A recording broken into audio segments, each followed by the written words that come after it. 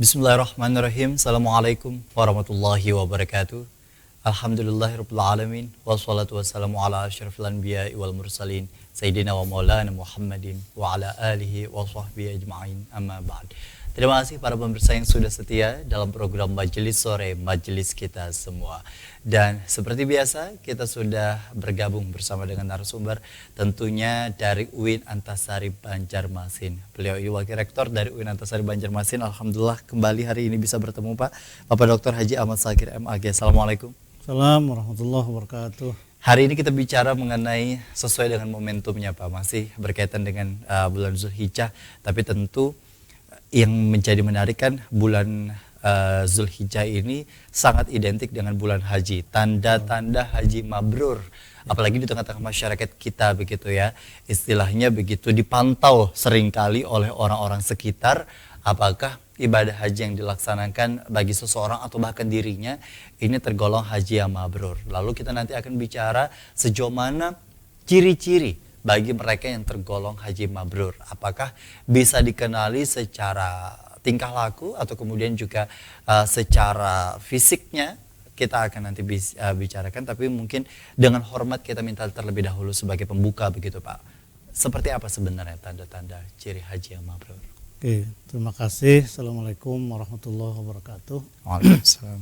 Bismillahirrahmanirrahim. Alhamdulillah, wassalatu wassalamu ala rasulillah Sayyidina Muhammad bin Abdullah wa ala alihi wa sahbihi wa wala ba'du.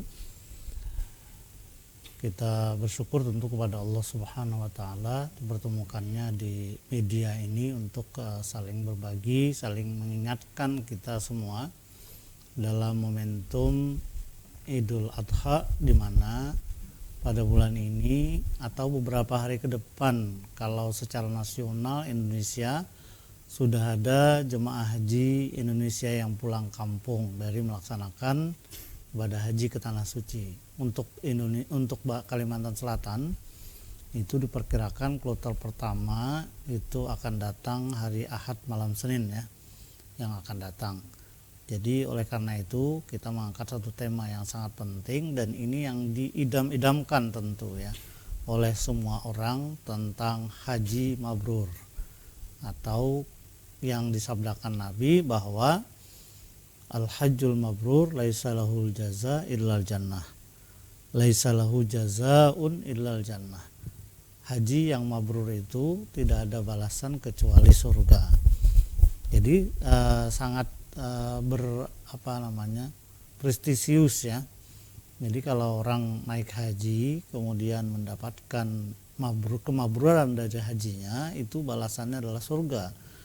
Jadi apakah dengan berhaji yang mabrur lalu surga? Saya kira tentu pertanyaan besar bagi kita.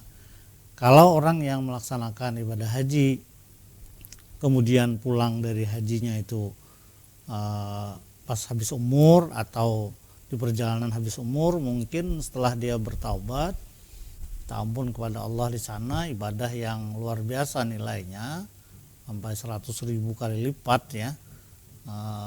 Di Makkah misalnya, itu kan berarti akan berlipat-lipat ganda pahala yang didapatkannya. Tetapi kalau misalnya pulang dari haji itu bergaul di masyarakat lagi, kemudian aktivitasnya itu terserah dengan tergantung profesinya, saya kira ini harus kita terjemahkan dalam konteks yang lebih luas ya. Jadi kemabruran itu menjadi ada indikator, ada tanda-tanda yang harus dimiliki oleh orang-orang yang sudah berhaji, sehingga kemabruran itu betul-betul berdampak positif bagi sekitarnya. Karena ibadah itu mulai dari ibadah yang dilakukan secara privat kepada Tuhan, sembahyang, sholat misalnya ya, kemudian puasa yang privat itu. Privat kan artinya hanya diketahui oleh kita dan Tuhan saja. Kehusuan kita dalam salat itu hanya kita dan Tuhan saja yang tahu. Sampai kepada ibadah haji yang bisa dimonitor oleh orang lain ya kan. Kita ibadah haji memang pelaksanaan ibadahnya itu bisa terekspos dengan orang lain. Kalau misalnya kita dengan teman kita, wah sidin itu anu di Mekah itu pinanya itu aja berarti bersembahyang. Nah, itu kan termonitor dengan orang lain, artinya waktu ibadah di Mekah itu tidak menunjukkan seperti mana seharusnya. Nah, oleh karena itu sebagai pembuka saya kira kita ingin memberikan, atau seperti kita yang sudah haji ini kembali mengulang-ulang ke haji, apakah kita memiliki tanda-tanda itu, dan itu tidak perlu diekspos kemana-mana. Ini untuk reseptif untuk kita semua, untuk menjadi perbendaharaan pengetahuan kita, untuk mengenang-enang dan untuk memastikan bahwa kita ini berada di koridor haji yang mabrur gitu kira-kira. Jadi tujuan pengangkatan tema ini sebenarnya tidak lain kecuali untuk mengingatkan kita semua, wabil khusus yang sudah haji dan tentu yang khususnya lagi yang baru datang dari melaksanakan ibadah haji pada tahun ini, sehingga kemabruran itu didapatkan, dan apa yang kita harapkan untuk mendapatkan surga dan kenikmatan dari Allah itu akan kita dapatkan. Salah satunya misalnya, atau yang kelima-limanya ya saya sampaikan di pertemuan pertama, segmen pertama ini, kalau secara umum ya, pertama itu cirinya, ada tanda kemabruran haji seseorang itu adalah bahwa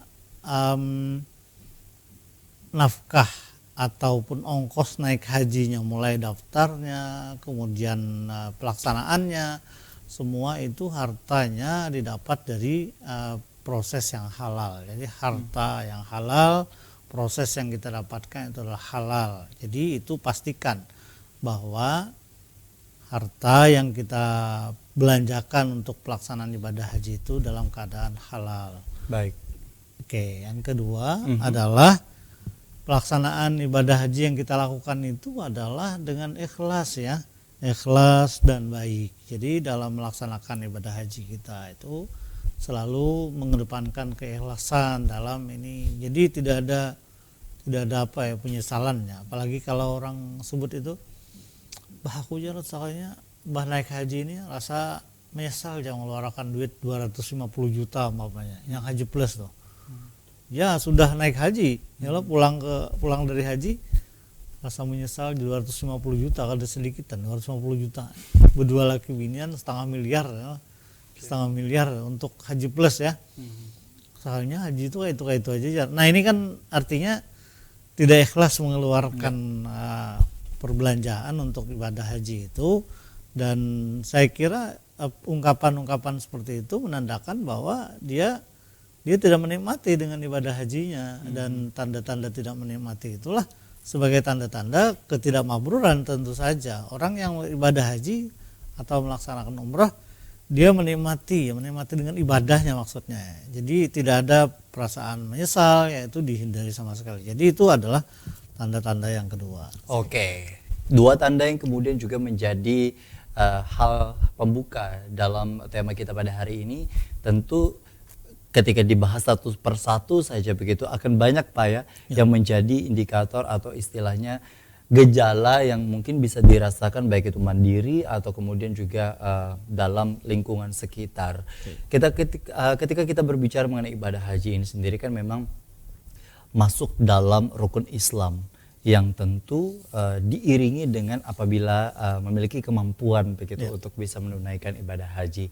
Menunaikan ibadah haji ini sendiri ketika misalnya bukan ONH plus atau haji plus itu tadi, memang dengan harga atau materi yang dikeluarkan ini jauh lebih miring atau lebih murah, tapi menunggu waktu yang begitu lama karena daftar tunggu yang begitu banyaknya dari seluruh dunia untuk bisa berhaji ke Baitullah. Dengan kondisi di mana masyarakat dalam hal ini ingin sekali berhaji, namun kemudian juga di satu sisi memiliki keterbatasan akan kondisi di mana untuk bisa berangkat haji itu sendiri karena waktu, karena kesempatan, dan bahkan karena uang untuk tidak bisa mencapainya kepada haji yang plus itu tadi. Apa hal yang sebenarnya bisa diambil hikmahnya dalam kondisi seperti ini, Pak?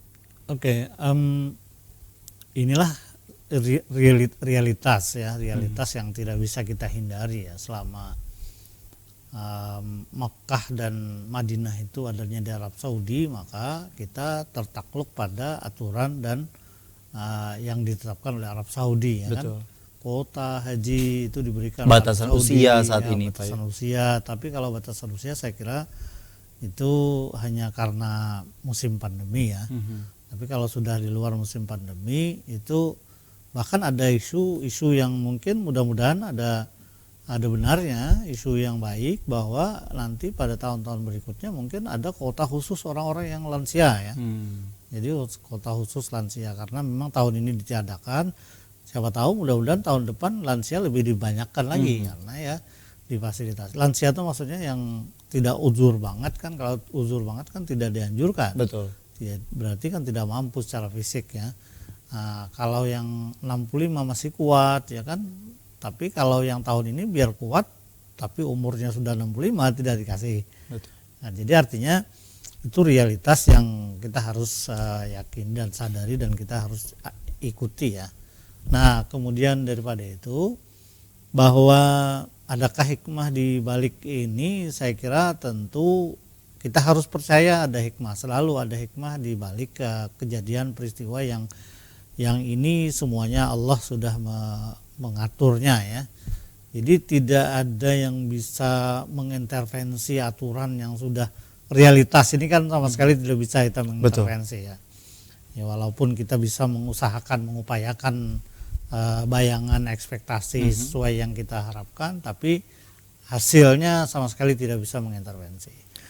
Jadi hikmah itu kita ambil, coba dipikirkan yang positif aja lah terkait dengan itu. Misalnya ya, kalau orang kebetulan tidak bisa berhaji karena sesuatu ya, karena ada kendala baik dari sisi finansial dan lain-lain, saya kira ada amalan-amalan yang diberikan oleh Rasul yang pahalanya sama dengan berhaji berumrah misalnya.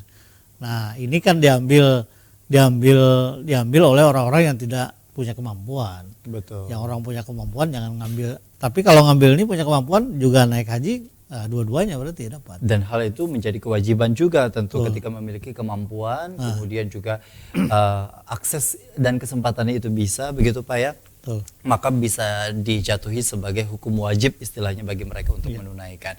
Kita akan menanyakan seputar sejauh mana untuk bisa menunaikan ibadah haji dan kemudian juga mengenali akan tanda-tanda istilah bagi orang yang kemudian juga selesai pasca menunaikan ibadah haji ditandai dengan haji yang mabrur. Apa saja yang tadi sudah disebutkan dua itu tadi, kita nanti akan kenali tanda-tanda berikutnya usai jeda. Tetaplah bersama kami dalam program Majelis Sore, Majelis Kita Semua.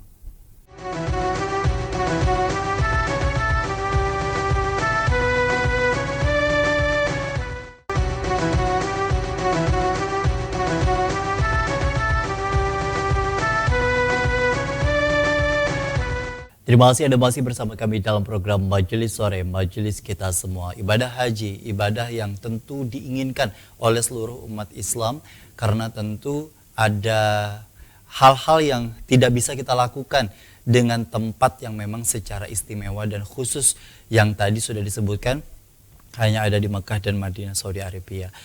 Ketika kita berbicara mengenai ibadah haji ini sendiri, memang begitu banyak persiapan sebelum bahkan sesudah untuk bisa menunaikan ibadah haji ini dengan baik, dengan sempurna dan diterima oleh Allah Subhanahu wa taala. Ketika kita berbicara mengenai Rasulullah pun juga menunaikan ibadah haji begitu ya. Bahkan dalam haji terakhir atau haji wada yang dikenal begitu, ada khutbah yang disampaikan 3 pesan dalam hal ini, baik itu dari dana maupun juga hal-hal yang lain, istilahnya menjadi persiapan bagi kita semua. Dalam hal persiapan Pak, dalam hal untuk bisa menuju ibadah haji, banyak masyarakat yang dalam hal ini takut untuk menunaikan ibadah haji ketika memiliki kemampuan itu sudah dalam hal finansial bahkan kesempatan, karena ketidaksiapan akan dosa yang dirasa sudah banyak dilakukan, kemudian juga hal-hal yang sifatnya dilakukan di Indonesia, di tempat tinggalnya, untuk kemudian ditampakkan nanti di sana, bisa jadi tidak bisa melihat Ka'bah atau hal-hal yang isu-isu seperti itu yang kemudian juga berkembang di tengah-tengah masyarakat. Bagaimana sebenarnya umat Islam memandang dan menyikapi akan kondisi seperti ini? Apakah memang dari cerita-cerita orang yang sudah naik haji dan mengalami akan kondisi seperti itu, kita maknai untuk kemudian kita menambah persiapan kita dalam hal ritual peribadatan, atau hal-hal seperti apa yang istilahnya bisa kita lakukan Pak untuk persiapan? Apa yang menjadi cerita ya dari orang-orang yang datang haji itu macam-macam cerita, dan itu kita anggap sesuatu yang real ya, sesuatu yang mungkin terjadi dan sudah terjadi. Saya kira itu hanya jadi pelajaran ya. Tidak usah membuat kita trauma, tidak usah kita, bagus saja untuk menohok kepada kita, melihat introspeksi kepada kita, itu bagus juga, tapi tidak lalu membuat kita takut banget yang berlebihan saya kira. Jadi kita harus mengambil sifat Allah yang lain lagi. Jadi ketika kita sudah sadar, kita harus bersyukur bahwa kita sudah sadar atas kesalahan banyak yang kita lakukan. Jadi syukur itu kemudian kita buktikan bahwa kita tidak akan melakukan itu lagi ya, bertaubat, insyaf dan segala macam, sudah mempersiapkan diri untuk melaksanakan ibadah haji itu. Bagi yang mampu untuk haji plus, saya kira dianjurkan haji plus lah ya. Bahwa kalau punya finansial yang lebih ya, jadi istilahnya jangan ngambil kuota bagi mereka yang istilahnya memiliki kemampuan itu tadi Pak ya. Dan kalaupun ya tidak mengambil kuota banget juga, karena memang antrinya lama banget. Jadi istilahnya itu mereka kalau mampu sekarang untuk haji plus, saya kira lebih baik segera mendaftar untuk haji plus, karena haji plus itu terbilang lebih cepat antriannya kan. Karena memang orang-orang terpilih yang punya finansial besar sedikit, sementara haji reguler itu harus ngantri yang sampai 40 tahun ya antriannya. Nah, kita ketahui ibadah ini kan ada dua, ada mahdhah dan ghairu mahdhah. Ketika ritual peribadahan baik itu sholat, puasa dan lain sebagainya, adakah secara spesifik Pak Rasul mengajarkan untuk kita pada saat walaupun memang ketika Rasul menyampaikan dalam dakwahnya, dalam penyiaran agama Islam memang selalu menekankan untuk bisa menjalankan sunnah-sunnahnya, tapi adakah secara spesifik hal-hal yang istilahnya bisa dilakukan pada saat sebelum melangsungkan yang namanya ibadah umroh atau haji? Baik itu misalnya kalau di tengah-tengah masyarakat kita kan ada sholat hajat bersama, atau misalnya ada sholat taubat dan lain sebagainya. Ritual-ritual apa sebenarnya menjadi persiapan untuk bisa sholat? Ya, saya kira apa yang dipraktikkan oleh para ulama yang kita ikuti ya, terkait dengan salat hajat itu menyahuti kegalauan orang. Saya kira ini yang harus kita pahami ya, bahwa misalnya orang itu takut, kalau yang pernah naik pesawat itu takut naik pesawat ya kan ya. Tapi ketika diiringi dengan bermunajat kepada Allah untuk memohon keselamatan, saya kira ada intervensi doa itu kemudian menjadi ketakutannya berkurang. Saya kira di situ letaknya. Jadi kalau orang ajaran dari Nabi itu berdoa itu adalah ibadah ya. Inti ibadah itu doa mukhul ibadah. Jadi ketika kita memohon kepada Allah dan itu disuruh oleh Allah bermohon, jadi kalau kita takut kenapa? Takut tidak selamat, takut macam-macam, berdoalah kepada Allah. Jadi diajak orang berdoa. Saya kira itu menyahuti hal-hal yang seperti itu. Jadi saya kira tidak perlu kita perpanjang untuk kemudian ini nggak ada di zaman Nabi. Nabi itu berdoanya pribadi, sehingga pertemuan kita sebelumnya kan terkait dengan mohon doa kepada orang. Betul. Saya kira keterkaitan itu bahwa kita ini dipadahkan kada pede, memang kada pede. Ya kan, walaupun Allah membuka ruang yang selebar-lebarnya, seluas-luasnya berdoa kepada kita, tetapi kadang-kadang kita itu tidak pede untuk menghadap kepada Allah yang sangat maha suci itu, maha hebat, maha macam-macam ya. Lalu kemudian kita meminta dampingi kepada para ulama misalnya, minta doa. Saya kira banyak orang yang melakukan itu seperti itu pola pikirnya. Jadi sama sekali tidak ada tujuan-tujuan lain saya kira. setidaknya mungkin tentu persiapan-persiapan yang dilakukan baik itu sholat taubat, sholat hajat dan puasa Senin Kamis ataupun juga ibadah-ibadah lainnya dilakukan memang dengan tujuan untuk mengharap ridho Allah begitu Pak ya. Bukan untuk kemudian juga tidak diperlihatkan dosa-dosa di sana. Ya, tidak sama sekali ya.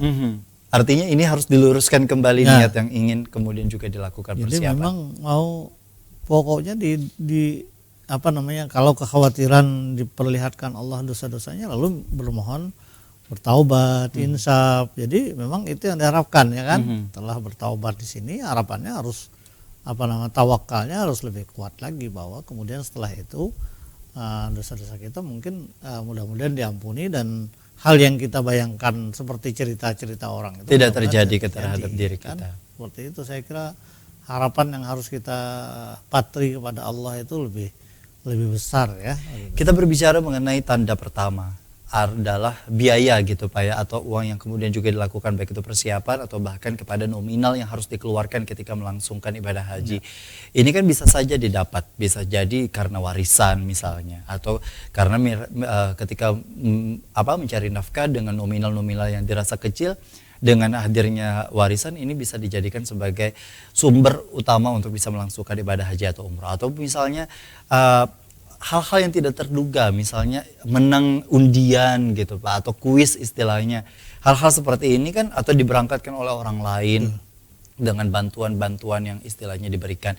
Nah, apakah kondisi seperti ini juga, ini kan memang terjadi di tengah masyarakat. Adakah yang menjadi perhatian khusus atau sah-sah saja dengan kondisi seperti itu? Saya kira ini bisa dirunut ya. Dari mana, kemudian siapa ya yang terlibat dalam proses dapatnya kita rezeki uang itu tadi. Ya, rezeki itu uang atau secara finansial itu kita dapat seperti apa, prosesnya seperti apa, dan kemudian apakah ini memang yang legal ya, yang memang dibolehkan secara agama. Saya kira itu aja koridornya. Kalau misalnya ada undian itu, atau tidak undian lah, misalnya orang yang juara satu apa misalnya, kemudian ada hadiahnya umrah atau naik haji bahkan misalnya. Ada salah satu, saya punya cerita di waktu saya kuliah di Jakarta itu, kebetulan sekolah itu sekolahnya punya Saudi Arabia ya, punya Madinah misalnya. Kebetulan pada hari itu Syekh Sudais datang ke situ, Imam Masjidil Haram itu, karena memang beliau afiliasinya ke situ, university itu, jadi ikut di situ. Beliau melontarkan pertanyaan setelah salat zuhur, ada pertanyaan. Ketika dijawab oleh salah seorang pelajar itu, jawabannya itu nggak tepat-tepat banget, tapi beliau sudah berniat ketika ada yang menjawab diberikan tiket haji, bukan tiket umrah ya, haji, undangan. Karena beliau sebagai Imam Masjidil Haram, beliau boleh memberikan undangan. Dapat undangan dia naik haji, tamu dari kerajaan Arab Saudi jadinya. Nah, yang seperti itu kan tidak sedikit, tidak satu dua, banyak orang yang dapat seperti itu. Jadi itu adalah proses yang baik dan sah-sah saja. Jadi yang penting apakah prosesnya, siapa yang memberi itu kita lihat, apakah dibenarkan dalam syara. Kalau semuanya terpenuhi secara syariat, saya kira tidak ada yang menghalangi untuk dapat dari itu. Jadi bisa dikatakan bahwa harta yang dia dapatkan, praktik yang dia dapatkan adalah legal dan halal ya artinya. Artinya memang didapatkan, dan mungkin bisa jadi itu sebagai jalan Allah untuk kemudian juga memudahkan atas jalannya dan kesempatannya untuk bisa berhaji ke Baitullah. Kita akan bahas tanda-tanda selanjutnya usai jeda. Tetaplah bersama kami dalam program Majelis Sore, Majelis Kita Semua.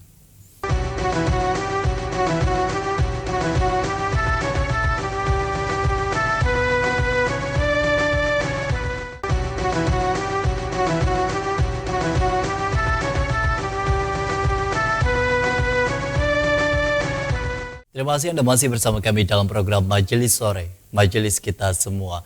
Berbicara mengenai ibadah haji, ibadah yang tentu sekali lagi diinginkan oleh seluruh umat muslim di seluruh belahan dunia, tidak terkecuali orang Banjar, orang Kalimantan Selatan yang istilahnya berbondong-bondong untuk bisa menabung, kemudian juga bisa menyisihkan sebagian rezekinya untuk bisa mengumpulkan sedikit demi sedikit dan menyetorkan begitu sebagai setoran awal di dalam pemenuhan untuk bisa berangkat haji. Tanda kedua, ikhlas tadi disebutkan. Oke. Ikhlas ini sendiri apa yang menjadi indikator? Seringkali orang mengaitkan bahwa ketika di dalam surah Al-Ikhlas gitu Pak ya, tidak ada kata ikhlas di dalamnya. Artinya memang hanya orang tersebut dan Allah yang kemudian tahu sejauh mana kadar orang ini kategorinya masuk dalam ikhlas ataupun tidak. Di tengah hari ini begitu Pak, banyak figur-figur istilahnya membuat sebuah konten dengan menampilkan kepada publik baik itu aktivitas pada saat persiapan ataupun juga sesudah pada saat di sana dalam melangsungkan ibadah umrah atau haji. Oke, termasuk yang viral ya. Masuk yang viral itu ada Syekh di Madinah ya kalau tidak salah. Beliau dalam kuliahnya di Madinah dalam beberapa ini ramai di posting teman-teman dalam bahasa Arab. Beliau bahkan menyebut orang Indonesia yang suka selfie katanya. Betul. Nah, selfie di Masjid Nabawi misalnya. Atau bahkan di depan Ka'bah gitu. Ya, seperti itulah kira-kira. Jadi saya kira indikasi itu mungkin ya atau tidak ya. Jadi tergantung niat seseorang dan itu adalah wilayah yang hanya diketahui dirinya dan Allah Subhanahu wa taala. Jadi karena itu adalah perbuatan hatinya, ikhlas itu memang perbuatan hatinya, hanya dia yang tahu dan Allah yang tahu tentang keikhlasan seseorang itu. Jadi kita yang melihat dari luar ini tidak punya otoritas, tidak punya hak istilahnya untuk menilai menuduh orang lain. atau bahkan memberikan penilaian kepada orang lain. Jadi kadang-kadang kan betul apa yang disebut oleh Allah, kalau kita menyebut orang seperti itu berarti kita kalau melakukan seperti itu sama dengan orang itu, sama dengan seperti yang kita katakan ya kan.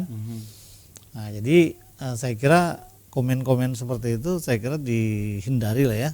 Sebab ketika kita menyebut Ana menyebut ente misalnya, kamu ini berbungas-bungas nih kayaknya ada sesuatu deh. Nah, berarti kan kalau saya melakukan seperti itu berarti ada sesuatu dengan saya. Begitu kan? Okay. Jadi ungkapan itu sebenarnya adalah mengempaskan kepada diri kita sendiri ya.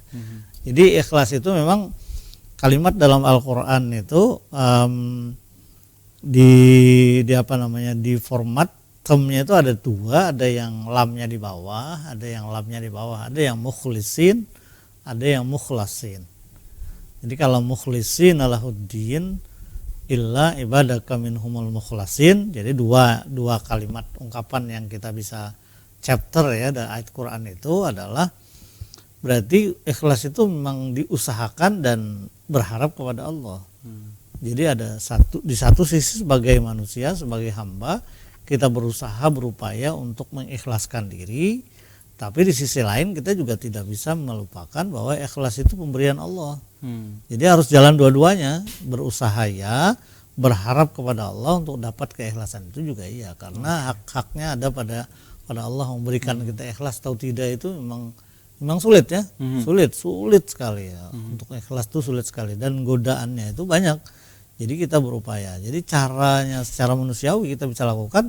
Ketika orang menyebut kita tidak ikhlas, diam aja kok, nggak usah dipedulikan juga, kita berusaha untuk ikhlas kok.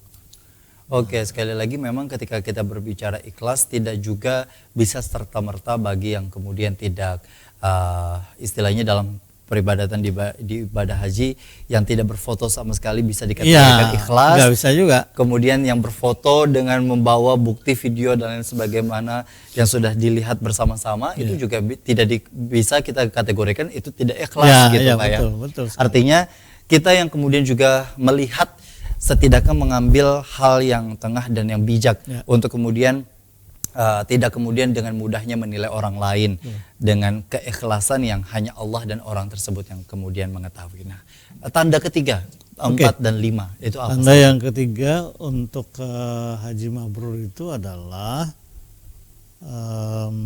haji waktu dia melaksanakan ibadah haji itu banyak melakukan amal ibadah kebaikan ya. Bukan hanya yang wajib. Ibadah ya dan kebaikan-kebaikan diberikan kepada orang lain. saya kira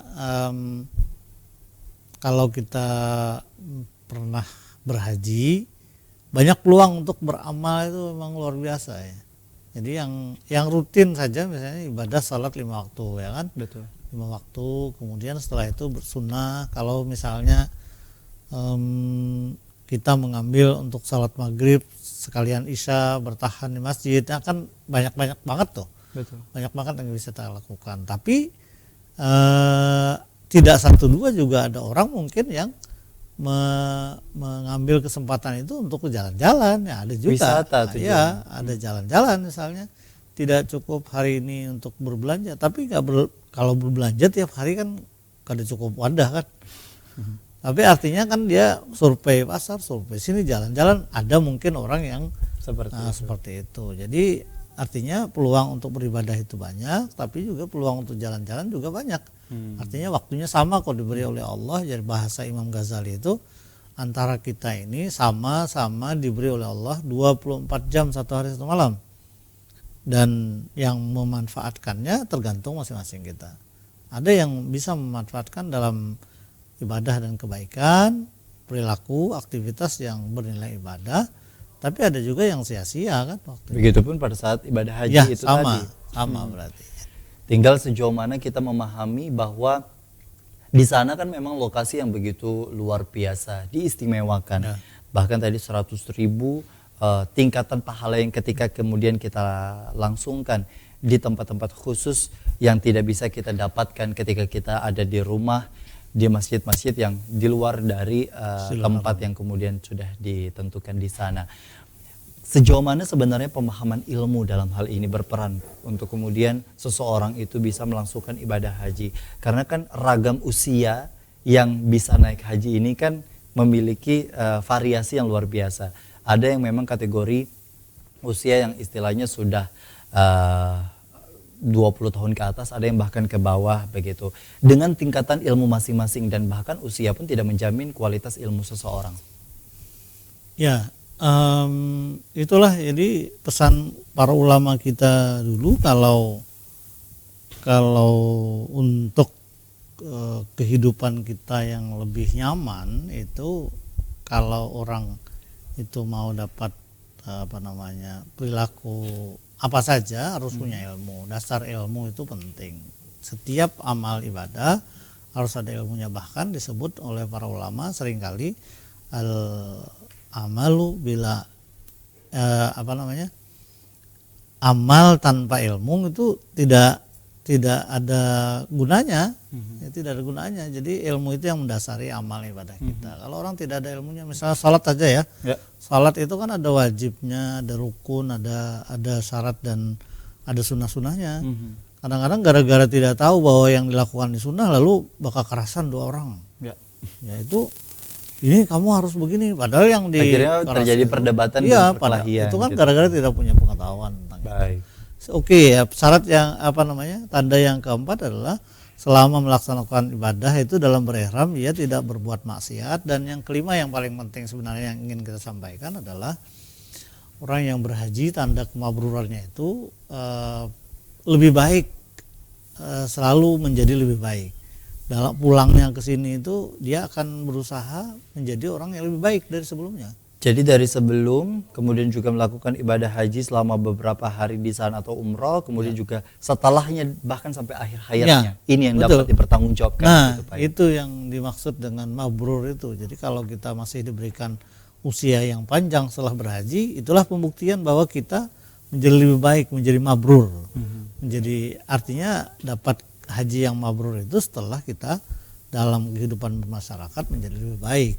Ketika melakukan kesalahan tersebut tidak diulangi, atau ketika sudah melakukan kewajiban maka ditambah dengan yang sunnah, gitu Pak ya. Betul. Ini yang menjadi istilahnya tanda yang paling utama. Lalu kemudian juga adakah tanda-tanda secara umum bagi mereka yang dikenal dengan di tengah-tengah masyarakat kan Pak, ada istilah, mungkin boleh koreksi, haji mardub gitu Pak. Nah ini kan di tengah-tengah masyarakat, apakah memang istilah itu ada di dalam agama atau disebutkan oleh Rasulullah atau para sahabat, atau sebenarnya ini istilah yang terbentuk di budaya kita. Kita akan kembali, tetaplah bersama kami dalam program Majelis Sore Majelis Kita Semua.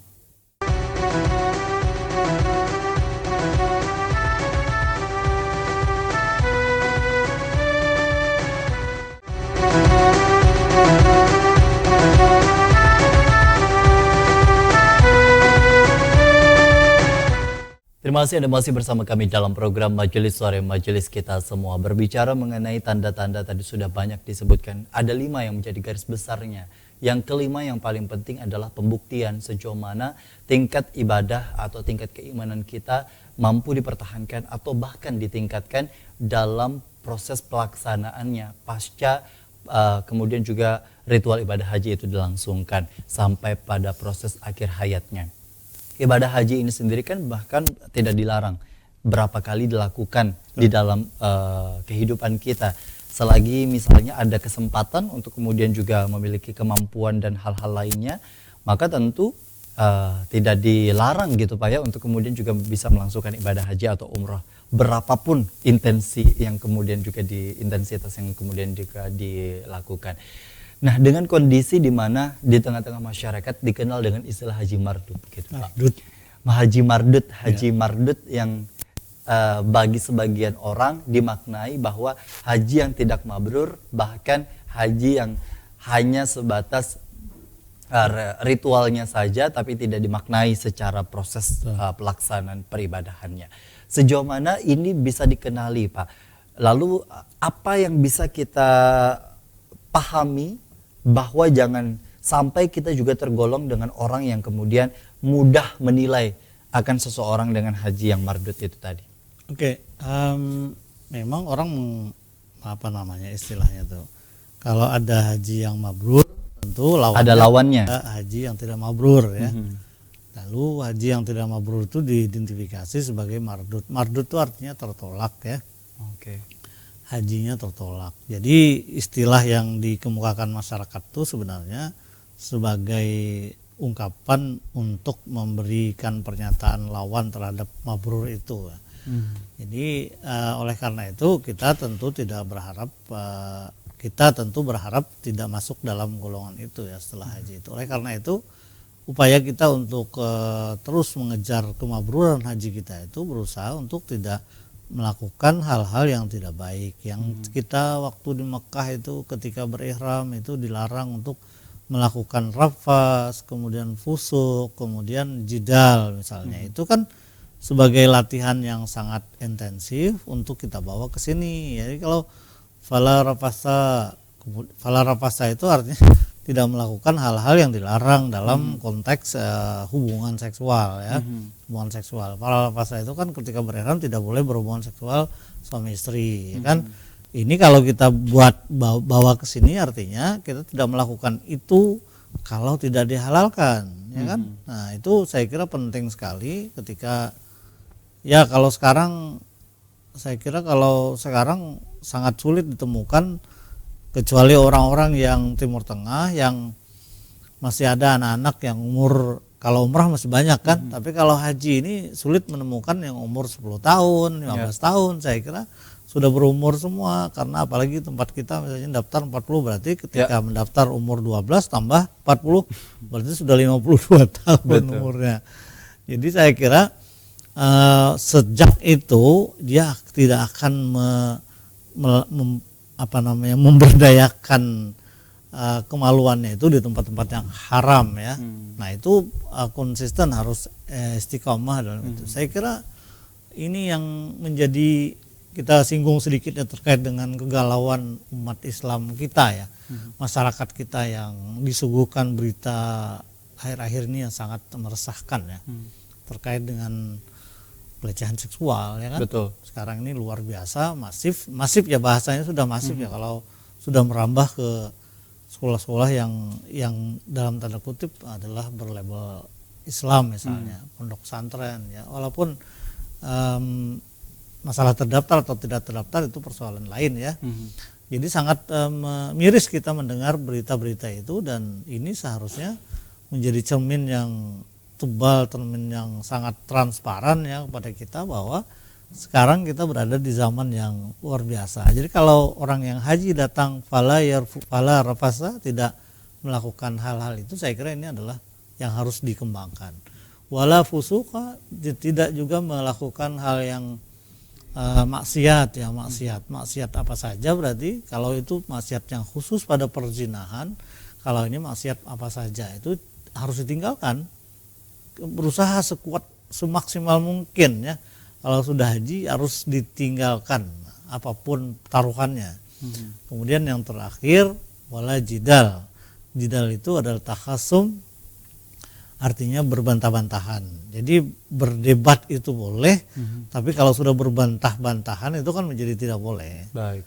Jadi kalau diskusi oke, mengungkapkan pendapat oke, tapi kalau sudah berbeda pendapat, cari titik temunya, maka bertemulah pada titik itu. Jadi tidak perlu memperlebar perbedaan itu, sehingga keharmonisan masyarakat kita menjadi dapat didapatkan, saya kira. Oke. Terakhir Pak, seringkali yang kemudian juga hal yang paling sulit itu tadi adalah menghindari maksiat yang seringkali juga ini dijadikan sebagai indikator seseorang untuk menunda niat keberangkatannya untuk bisa berhaji karena takut ada kemungkinan untuk kemudian juga melakukan atau yang namanya melangsungkan maksiat-maksiat yang tidak disadari atau yang bahkan disadari itu tadi. Sejauh mana kita memahami permaknaan ibadah haji ini sendiri untuk kemudian walaupun yang tidak melangsungkan ibadah haji pun juga maksiat itu sekali lagi tetap dilarang. Hal apa yang menjadi landasan dan yang bisa ditekankan mungkin bagi orang tua kepada anaknya, bagi guru kepada muridnya dalam hal ini untuk bisa sama-sama menambah dan meningkatkan kembali rasa kerinduan kita akan ke Baitullah, karena tentu ini sekali lagi bagian dari rukun Islam, bukan dijadikan hanya sebagai karena disematkan kalau mampu lalu istilah orang Bajar itu setayuh-tayuhnya gitu Pak. Nah, seperti apa sebenarnya untuk bisa meningkatkan itu semua? Oke, yang pertama saya kira terkait dengan kalau memang sudah ada kemampuan, tapi kekhawatiran akan perilaku kita, saya kira start dari situlah kita harus berpaling arah 180 derajat bahwa saya ingin merubah perilaku ini. Perilaku yang tidak baik ini saya ubah. Oleh karena itu saya memastikan saya sudah memantapkan diri untuk berhaji karena ingin rujuk kembali kepada Allah. Itu pertama. Yang kedua, dalam konteks masyarakat secara luas, saya kira kalau kesempatan, kemampuan tidak kita punya, maka sifat-sifat tanda-tanda haji yang mabrur itu kita ambil ya. Jadi sebagai masyarakat awam yang kebetulan dalam kondisi yang tidak beruntung dalam tanda kutip ya, maksudnya beruntung untuk melaksanakan ibadah haji, maka perilaku seorang haji mabrur itu kita terapkan ya, untuk menjadi lebih baik hari ini, lebih baik daripada kemarin, kemudian esok lebih baik daripada hari ini. Itu kan artinya kita sudah melakukan sesuatu yang tanda-tanda kemabruran orang haji ya. Nah, tidak melakukan maksiat, tidak melakukan rafas dan seterusnya itu, saya kira kalau kita berazam untuk melakukan itu, mudah-mudahan pada saatnya kita sebelum melaksanakan haji sudah seperti orang haji, seperti orang mendapatkan haji yang mabrur, karena ada tekad yang kuat untuk melaksanakan seperti mana seorang tanda-tanda orang yang haji yang mabrur itu. Jadi tinggal menunggu waktu aja lagi. Jadi saya optimis dan harus kita semua optimis ya sebagai umat Islam.